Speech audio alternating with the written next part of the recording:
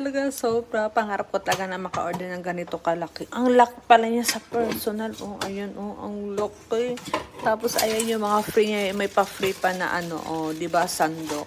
Tapos, ang ganda niya, guys. Malinis siya. Ang ganda sa pang-kusina ko. Ayan, sa mga kusina. Ayan.